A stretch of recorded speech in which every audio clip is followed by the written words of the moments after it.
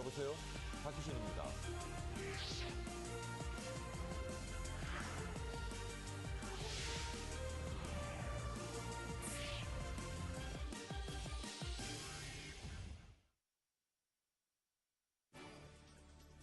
지난밤 뉴욕 증시는 독일 헌법재판소의 유럽 안정화기구 합헌 판결과 연방공개시장위원회의 결정을 앞두고 경기 부양에 대한 기대감에 상승 마감했습니다. 독일 헌법재판소가 유럽연합의 구제금융에 대해 합헌 판결을 내렸습니다. 그러나 독일의 분담액 보증 규모를 최대 1,900억 유로로 제한했습니다. 정부가 융자 방식으로 시행하던 사업을 이자만 보전해주는 2차 보전 방식으로 전환하겠다고 밝혔습니다. 애플이 현재 시각으로 12일 미국 샌프란시스코 예바 비에나 센터에서 LTE 지원의 아이폰 5를 공개했습니다. 미국 연방공개시장위원회의 FOMC 결과가 내일 14일 새벽에 나오는데 삼적 양적 완화 전망을 두고 증권가에서는 의견이 분분한 양상입니다. 국내 제조사들이 애플 아이폰 5 국내 출시 전 대화면과 LTE를 접목한 새로운 스마트폰을 대거 내놓을 전망입니다.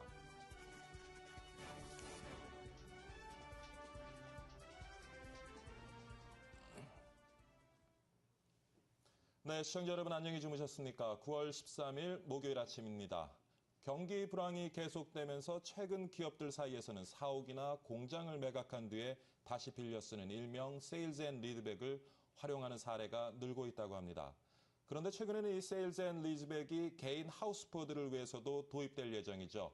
빠르면 우리 금융지주가 9월에 선보일 예정이라고 하는데요. 과연 효과를 기대할 수 있을지 의견이 분분합니다. 이 내용 잠시 후 자세히 짚어보도록 하겠습니다. 박희준의 여보세요. 먼저 지난밤 글로벌 증시 마감 상황부터 점검해 보도록 하겠습니다. 박지은 외신 캐스터 준비하고 있죠. 자, 시황센터 연결합니다. 박지은 시황캐스터. 네, 오늘 뉴욕 증시 상승세를 보였습니다. 독일 헌법재판소가 ESM 집행정지 가처분 신청을 기각했다는 소식이 호재로 작용했습니다.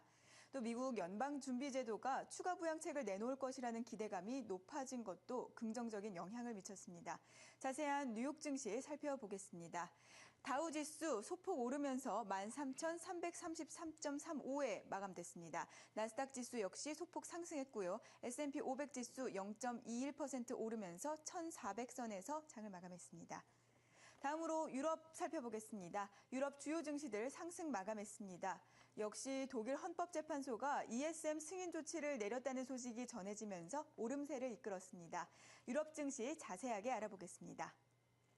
영국만 소폭 하락했습니다. 0.18% 빠지면서 5,782.08의 장을 마감했고요. 독일 닥스 지수 0.46%, 프랑스 까크 지수 0.18% 오르면서 장을 마감했습니다. 마지막으로 어제 마감한 아시아 지역 주요 증시 살펴보겠습니다. 어제 아시아 지역 역시 모두 상승세로 마감을 했습니다. 일본 니케이 지수 1.73%, 비교적 큰 폭으로 오르면서 8,959.96을 기록했고요. 중국 상해종합지수 0.28% 상승했습니다. 홍콩 항생지수 1% 넘게 오르면서 20,075.39 기록하며 장을 마감했습니다. 지금까지 시황센터였습니다. 네, 박지은 외신 캐스터와 함께 글로벌 마감 시황 살펴봤는데요. 최은진 기자 연결해서 자세한 내용 알아봅니다. 최은진 기자. 네, 머니국입니다. 네, 말씀해 주십시오. 뉴욕 증시가 FOMC 정책 발표를 하루 앞두고 강보합으로 마무리됐습니다.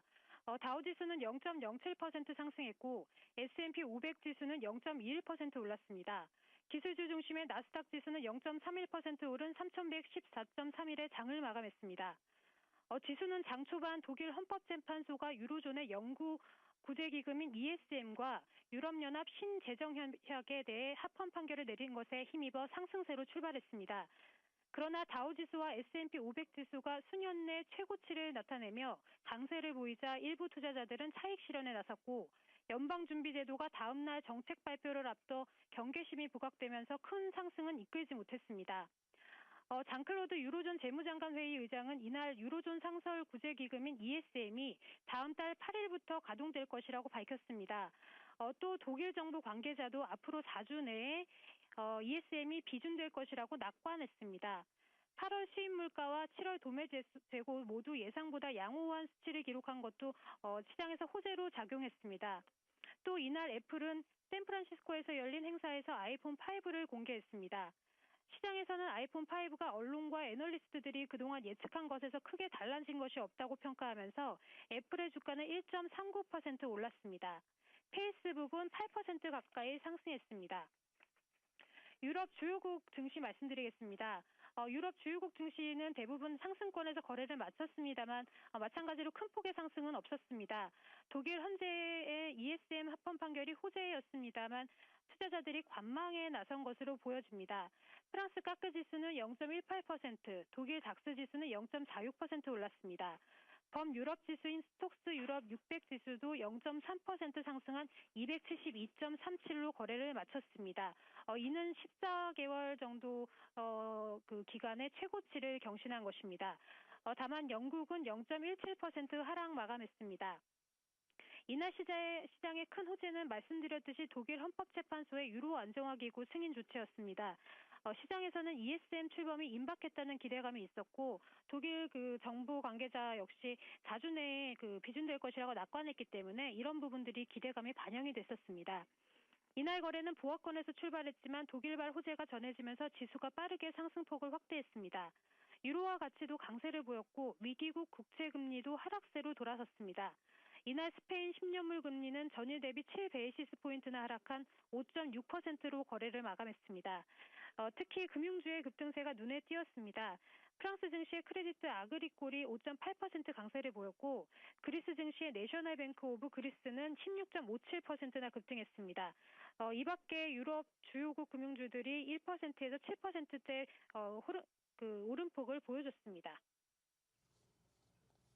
네, 다음 소식입니다. 어제 독일 헌재가 유럽 안정화기구 ESM의 조건부 합헌 판결을 내렸습니다. 출범이 가시화된 ESM이 유로존 안정화를 위한 구원 투수가 될 수 있을지 주목되고 있습니다. 정영석 기자가 전합니다. 독일 헌법재판소는 어제 유럽 안정화기구 ESM에 대해 조건부 합헌 판결을 내렸습니다. 헌재는 독일의 ESM 지원 한도를 1,900억 유로로 제한한다는 조건과 부담금 한도를 넘을 때에는 독일 의회의 승인이 있어야 한다는 조건을 달았습니다. 독일 헌법과 ESM이 양립할 수 있도록 조건을 붙인 것으로 풀이됩니다. 독일은 ESM에서 납입 자본금 비중이 27%로 가장 큰 만큼 이번 판결로 ESM 출범이 속도를 낼 것으로 전망됩니다. ESM 출범에 이미 17개 나라 가운데 14개 나라가 승인했고 비중이 세 번째로 큰 이탈리아는 대통령의 제가만 남은 상태입니다. ESM이 출범하면 유럽 금융시장에 지속적인 지원을 할 수 있어 유로존 안정화에 큰 힘이 될 것이란 분석입니다. ESM이 출범이 되면 일단 아무튼 그 위기가 이제 스페인과 이탈리아로 그 전이 되는 거는 어느 정도 막아낼 수 있는 그런 체제는 갖춘다 그렇게 보여주는 거죠. 그래서 시장 안정에는 상당히 기여할 수 있다고 그렇게 보는 거죠. 지난주 발표된 유럽중앙은행의 국채 매입 계획도 탄력을 받을 것으로 예상됩니다. 유럽중앙은행이 당장 다가올 9월 만기, 10월 만기 국채 매입에 적극적으로 나설 것으로 예상되기 때문입니다. 그러나 ESM이 유럽 경제 위기의 근본적인 해결책이 아닌 만큼 유럽 경제의 체질 개선 노력은 계속되어야 한다는 지적입니다. 엠머니 정영석입니다. 정부가 수조원대 2차 보존 산업을 추진하겠다고 밝혔습니다. 지금까지 정부가 직접 융자 방식으로 시행하던 사업을 이자만 보전해주는 2차 보전 방식으로 전환해 재원을 확보하고 수혜 대상을 늘리겠다는 방침입니다.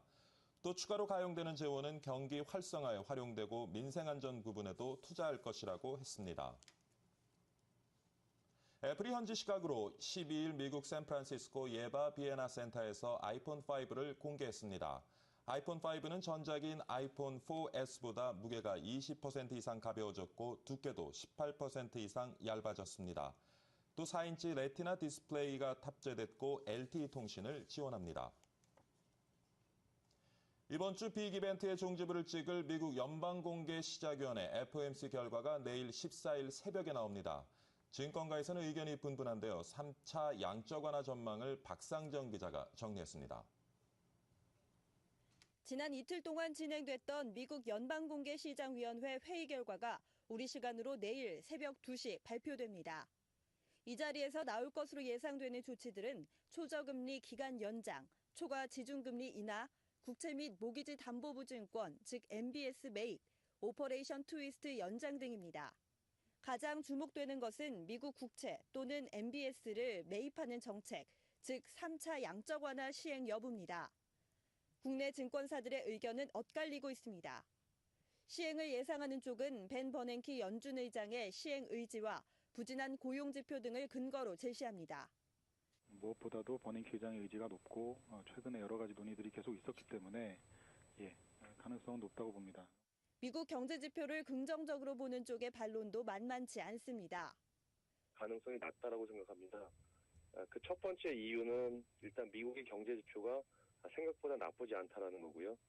그리고 두 번째는 혹시 있을지도 모르는 어떤 미국 재정 절벽 우려감이 실제로 미국 경제 그 지표의 둔화, 그다음에 소비 심리의 둔화를 가져오게 된다면 뭔가 대응 카드가 있어야 되는데 지금보다는 오히려 그 4분기가 그 어떤 대응 카드를 쓰는데 오히려 더 좋은 시기라고 생각합니다.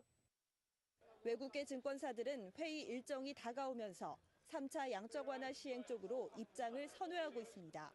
엠머니 박상정입니다. 수입차 업계가 정부의 자동차 개별 소비세의 한시적 인하 방침에 뒤처지지 않기 위해 가격 인하를 발표하고 있습니다. 국내에서 판매되는 수입차 브랜드 24개사는 개별 소비세 인하 정책에 맞춰 가격 인하를 발표했거나 내부적으로 조율 중인 것으로 알려졌습니다. BMW는 모델별로 최소 50만 원에서 200만 원까지 할인하고 독일차 머세디스 벤츠는 전 모델 평균 1.5%인 140만 원이 인하됩니다. LG CNS는 불가리아의 얌볼, 발친, 스코벨레보, 스몰릭 등 4개 지역의 태양광 발전 시스템을 구축 가동에 들어간다고 12일 발표했습니다. 이번 사업은 약 654억 원 규모로 LG CNS가 스마트 그린 솔루션을 해외에 처음으로 적용한 사례입니다. 스마트 그린 솔루션은 빌딩 한 동부터 대규모 도시까지 손쉽게 스마트 그린화를 할 수 있는 통합 솔루션입니다. 기아 자동차가 내년 3월부터 주간 연속 2교제대를 도입해 현대차 그룹의 생산 공장에서 밤샘 근무 모습이 이제는 사라지게 됐습니다. 기아차 노사는 12일 경기 강명 소아리 공장에서 열린 16차 본교섭에서 주간 연속 2교대제 시행을 골자로 한 잠정 합의안을 도출했다고 밝혔습니다.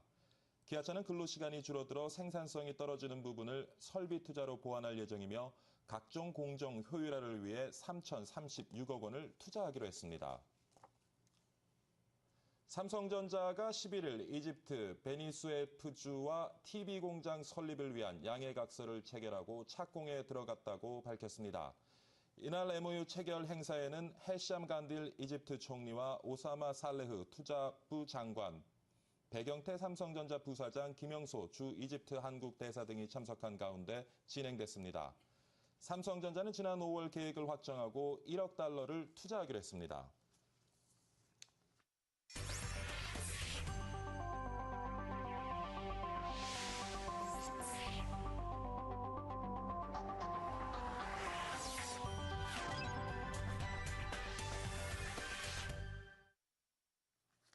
네, 박희준의 여보세요. 본격적으로 오늘의 이슈 짚어봅니다. 앞서 말씀드린 세일즈 앤 리드백 제도를 금융권에서 도입할 예정이라고 하죠. 하우스포에 대한 대책으로 등장한 것 같습니다. 자, 이 내용에 대해서 의도는 좋으나 과연 효과가 있을지 의문의 시선이 만만치 않은 것 같습니다. 오늘 이 내용 자세히 살펴보는데요. 서울부동산경제연구소 최문섭 소장 스튜디오에 모시고 말씀 나눠보도록 하겠습니다. 안녕하십니까, 소장님? 네, 안녕하세요. 네. 하우스포 문제 참 요즘 심각한 문제이긴 한데요. 네. 그래서 이제 이번에 금융권이 대책을 들고 나왔습니다. 네. 세일즈 앤 리즈백. 어떤 것인지 먼저 좀 시청자들의 설명을 부탁드립니다. 네, 원래 이 제도는 회사가 어려울 때요. 예. 기업체에서 부동산을 가지고 있으면서 부도가 나거나 어쨌든 채권을 보존이 안 돼서 도산했을 때 많이 이용하는 방법이었는데요. 예. 정부에서는 기업체는 많이 혜택을 주고 있었습니다. 예를 들어서 회사에서 부동산을 가지고 있는데 나중에 돈이 모자라서 이제 은행에 넘어가게 되면은 그 은행에서 일시적으로 이제 자산 관리라든가 신탁회사에 맡겼다가 결국은 월세를 주면서 그 회사에서 물건을 부동산을 이용했던 건데요. 예. 이사를 가지 않고 이제 회사가 이용했지만 이 방법이 우리 금융권에서 이제 개인 주택이라든가 아니면 아파트, 특히 이제 이런 그 하우스포의 대책으로 나오고 있는데요. 개인 자산을 가지고 은행에다 맡겨서 결국은 그 은행 이자 내던 것을 월세로 내는 거거든요. 이런 제도가 앞으로 이제 하우스포 대책이 일부긴 하지만요. 예. 완전한 대책이라고 할 수 없겠지만 일단 아이디어는 괜찮습니다. 기업체에서 그 연습사 많이 했던데 사실은 그때 해결이 많이 됐거든요. 근데 개인 주택이나 아파트를 이용해가지고 결국은 그 월세 개념으로 받아들인다는 건데 주인은 바뀌지 않은 상태에서 실제는 그 신탁을 하게 되는 동기가 결국은 그 이런 방법인데 장기적으로 봐서는 좀 시초 단계이긴 하지만은 그 하우스포를 그냥 내쫓는 것보다는 좋은 방법이 대안이라고 할 수 있겠습니다. 네, 최근 우리 사회에 문제가 되고 있는 하우스푸어 문제, 네. 정부 간이 민간 주도로 이제 문제 해결을 위해서 나선 것에서도 아무래도 좀 의미를 우리가 찾아볼 수가 있겠죠. 어떻게 네. 생각하시는지요? 일단은 그 정부에서는 그 갑자기 할 수는 없습니다. 현재 그 선거 때가 돼가고 그러는데 결국은 그 현 정권에서 해결하기 어려운 문제인데 예. 금융기관이라고 해서 뭐 안 할 수는 없겠지만은 그 부채 문제가 이대로 방치두다면 그 금융기관에서도 채권을 확보할 수가 없습니다. 일단 금융기관도 살아남아야 되기 때문에 일단은 그 민간 기업이지만 은행에서 시도한다는 건 좋은 방법이고요. 예. 그 경매로 바깥에 이제 내몰리는 것보다는 일단 그 은행 측에서는 채권을 확보할 수 있는 문제가 있고요. 또 집주인 입장에서는 집에서 쫓겨나지 않고 내 집을 월세 주듯이 살 수 있다는 것만으로도 일단 좋은 소식이라고 볼 수 있겠습니다. 외국에도 이런 사례가 있습니까? 외국에는 처음부터 그 집을 살 때요. 예, 예. 그 전체 집값의 10%만 주고 삽니다. 90%가 뭐 장기적인 뭐 평생 20, 30년, 50년까지 융자니까 처음부터 이런 제도가 아예 그 정착됐다고 볼 수 있겠고요. 예. 우리나라에서는 집을 살 때 반 정도만 가지고 있고 반은 은행에서 융자를 받다 보니까 집값이 폭락했을 때에는 대책이 없었습니다. 하지만 이런 방법이 이제 하우스포어가 탈출할 수 있는 좋은 기회가 될 수 있고요. 장기적으로 봐서는 아주 좋은 그 기회라고 할 수 있겠습니다. 네. 세일즈 앤 리드백을 이용할 경우에 임대료 수준은 어떻게 되는지 아무래도 그 이자보다는 좀 싸게 책정이 되겠죠. 네, 은행 금리가 사실 그 이자를 갚지 못했을 때는 그 사실 이자가 높아집니다. 예. 이자가 높아질 경우는 10%를 넘게 되는데요. 20% 가까이도 보통 그렇죠. 그 7%에서 14%까지 예. 올라가는데요. 더 연체가 되고 나면 20%도 육박하는데 지금 정책적으로 만약에 금융기관에서 이거를 정책적으로 주장을 한다면 한 그 7%대에서 떨어지게 되면요. 예. 예를 들어서 한 2억 정도 융자 받으신 분이 80만 원 정도면 충분히 낼 수가 있는데 예. 이자를 몇 달 연체하다 보면 100만 원이 넘게 되고 결국 2배 이상 물게 되는 것을 피할 수가 있어서 좋은 아이디어라고 할 수 있겠습니다. 그렇다면은 지금 하우스푸어 입장에 처한 분들 어떤 자격을 갖춰야 이 제도를 이용할 수 있는지요? 현재 그 자격이 문제가 되고 있습니다. 예. 85제곱미터 정도면은 약 25평 정도 규모인데요. 국민주택 규모 이전에 그 집을 가지고 있어야 되는 거고요. 그리고 평소에 이자를 잘 내고 있는 분이라야 되고요. 충분한 것은 그 내가 수입이 완전히 보장될 수 있는 여건이 돼야만 이 혜택이 있습니다. 예. 뭐 예를 들어서 뭐 그동안 이자도 잘 못 내면서 연체됐다거나 아니면 과도하게 집을 산 사람에 대한 혜택이 없고요. 일단은 그 약 그 900억 정도의 대출 그 규모이다 보니까 실질적으로는 지금 그 정도 돈이면 약 그 400가구 정도, 4,500가구 정도 규모니까 아주 작은 집이라고 할 수 있겠습니다. 30평대 아파트 미만이고요. 또 다주택자로서 집을 많이 가지고 있는 분에 한해서도 혜택이 없고요. 일단 하우스포어 중에서 아주 성실하고 건전한 그런 집주인만 구제가 될 수 있는 그런 기회라고 볼 수 있겠습니다. 금융권에서 하우스푸어들을 위해서 어떤 지원 대책을 마련한다는 것에 의미를 좀 둘 뿐이지 사실 수혜자들이 그렇게 많지는 않겠군요. 현재 그 하우스포어가요. 예, 예. 약 108만 가구 정도 됩니다. 아, 엄청나네. 그런데 이번에 이제 아이디어가 나온 것이 400가구 정도인데요. 예. 그 뭐 계란으로 바위치기인데 실질적으로 그 돈으로 환산한다면 33조 원 정도 된다고 합니다. 예. 그러니까 지금 33조 원 중에서 약 1,000억 미만 돈인데 그래도 시작이 반이라고 일단은 시작을 하게 되면 뭔가 정책적으로 대안이 나오지 않을까 그렇게 이슈가 될 것 같고요. 예. 문제는 이번 대선 때 이 하우스포어를 해결할 수 있는 좋은 장점이 나와야 되는데 아무래도 이제 어떤 그 공약보다도 현재 집을 가지고 있는 분들의 길거리로 내몰리는 이런 상황에 정치적으로 풀 수 있다면 그 대선 후보가 누군지 몰라도 아마 대박이 날 겁니다. 네, 그렇군요. 사실 뭐 세일즈 앤 리즈백이라는 제도가 앞으로 우리 사회에 지금 문제가 되고 있는 하우스푸어 문제를 좀 해결하는 계기가 될 수 있을 것 같은데 네. 궁극적으로는 어떤 기대 효과가 있다고 보시는지? 우선은 그 집주인이 보통 경매를 당하게 되면요. 예. 굉장히 비싼 집이 그 싸게 팔리는데도 불구하고 길거리에 나서게 되면은 급매로 많이 어쩔 수 없이 팔게 되거든요. 예. 그 시세의 절반도 못 미치는 가격에 나가다 보면 집주인이 건질 수 있는 돈이 전혀 없습니다. 그러니 이런 그 제도를 선택을 하게 되면 우선 바깥에 내몰리는 시간을 벌 수가 있고요. 또 은행에서는 경매가 아주 낮은 가격에 되다 보면은 자기가 손해를 볼 수밖에 없습니다. 은행이 손해 보면 결국은 그 정부에서 책임져야 되거든요. 예. 은행이 정부니까요. 그러다 보니까 집주인 입장에서 일단 그 사망 선고를 받았지만은 자기가 살아날 수 있는 기회를 잡을 수 있는 게 큰 장점이고요. 또 은행 입장에서는 일단은 같은 돈이지만은 똑같은 돈이라도 이자로 받다가 월세로 돌려받을 수 있는 기회를 벌면서 아마 부동산 시장에서는 급매물이 많이 사라질 것으로 보고 있고요. 급매물이 사라지게 되면 그 급매물 자체가 집값을 폭락시켰거든요. 그렇죠. 이런 급매물이 나중에 이제 없어지다 보면 집값이 다시 안정될 수 있는 상태로 가고요. 지금보다 더 떨어질 수 있는 거에 상당히 도움이 될 것으로 보고 있습니다. 네, 그렇군요.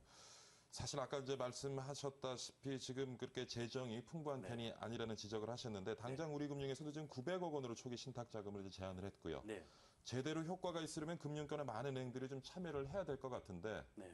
어떻게 보시는지요? 가능한 원래는 얘기입니까? 그 예. 은행들끼리 모여서 예. 그 각 은행마다 부실 채권이 많이 있습니다. 예. 이 하우스 푸어가 뭐 100만 명이 넘으면 사실 그 가장이 100만 명이니까 거의 뭐 500만 명 정도 볼 수 있다고 보죠. 이 500만 명이 잘못하면 길거리로 나갔을 수도 있는데 앞으로 1, 2년 안에 굉장히 문제가 심각할 건데 이거를 그냥 금융기관 한 군데서 할 게 아니고요. 예. 채권화 시켜가지고 각 은행에서 도움을 좀 줘가지고요. 예. 정부에서도 좀 밀어주고 해서 그 정부와 은행이 합쳐가지고 대대적으로 이거 활동을 해야죠. 네. 이제 시작이 반이지만 일단 장기적으로 봐서는 정부에서도 전적으로 책임지고 할 수가 없고요. 그렇죠. 또 금융기관도 다 자기가 뭐 손해볼 수 없는 입장이다 보니까 사실 정부가 직접적으로 나와서 공적 자금을 투여한다는 것은 또 좀 사회적인 또 다른 문제를 야기시킬 수가 있겠죠. 근데 언젠가는 뭐 길거리에 나서서 집 때문에 자살하는 사람이 늘어나고 이러다 보면요. 정부가 안 나설 수가 없는 상황이고요. 지금 이제 시작에 불과하지만 일단 금융기관에서 자기 채권을 확보하기 위해서 그 집주인을 달래는 방향이라고 볼 수 있고요. 중요한 것은 부동산 값이 은행 금융기관에서 만약에 부실채권을 안아가지고 월세식을 받는다 하더라도 예. 아파트 값이 더 폭락했을 때에는 대책이 없습니다. 그때는 어쩔 수 없이 정부에서 개입을 해야 되기 때문에 그런 일이 생기기 전에 미리 좀 정부와 은행과 협력을 해서 예. 어떤 그 채권을 좀 다시 발행을 시켜가지고 좀 국민이 이해할 수 있는 더 설득할 수 있는 그런 단체가 새로운 은행과 정부 사이에서 새로운 하우스푸어의 대책 단체가 생겨서 해결이 됐으면 좋겠습니다. 그러면 소장님은 또 다른 어떤 조직이 필요하다는 말씀이신가요? 그렇게 당연하죠. 왜냐하면 이게 금융기관에서 단순히 해결할 문제가 아니고요. 지금 다른 은행들의 입장은 어떻습니까? 다른 은행은 사실 떨고 있을 겁니다. 그래도 우리금융증권은 우리금융투자라든가 예. 그 지주회사는 굉장히 좀 여건이 좋은 여건이고요. 그다음에 은행이 좀 부실한 은행 같은 경우는 저쪽 은행에서 이렇게 나오면 우리 은행은 그냥 그 은행에서 손해 볼 수밖에 없는 상황이 많이 있거든요. 예, 예. 1금융이니까 그렇지 2금융 같은 경우에 만약 응자를 해준 사람들은 거의 다 지금 뭐 깡통 부자가 될 수밖에 없는 상태이고요. 예. 다른 은행에서 만약에 여기 협력을 한다면 은행이 사회에 봉사할 수 있는 기회가 이번 기회가 아닐까 보고 있고요. 예. 중요한 것은 만약에 은행에서 부실채권으로 떠안아서 은행이 부도나고 망한다 그러면 나라가 망하는 거거든요. 근데 그러기 전에 일시적으로 이제 대책을 세워야 될 겁니다.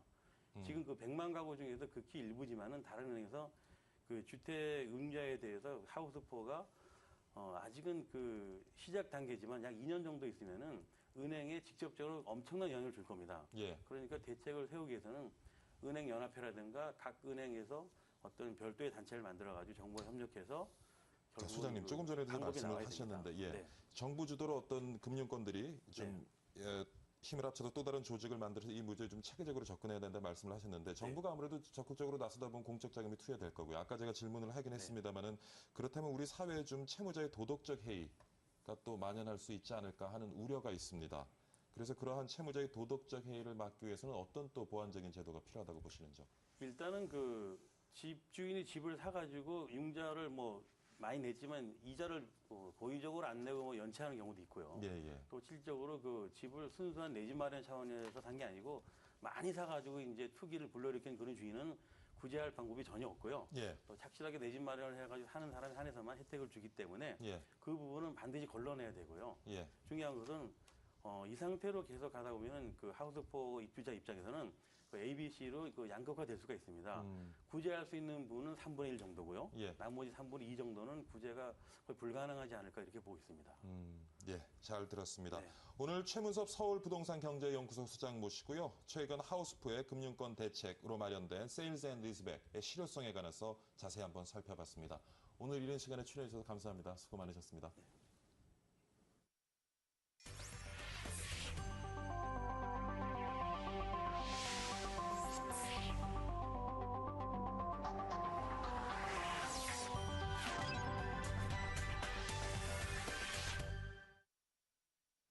네, 박희준의 여보세요 1부 마치도록 하겠습니다. 2부에서는요, 두 가지 이슈 준비해두고 있습니다. 유럽 안정화기구 출범에 대한 이야기 나누어 보겠고요. 또 방금 전 우리 시간으로 새벽 2시에 선보였죠. 아이폰 5 출시에 대한 이야기 짚어봅니다. 그럼 잠시 후 2부에서 다시 찾아뵙도록 하겠습니다. 감사합니다.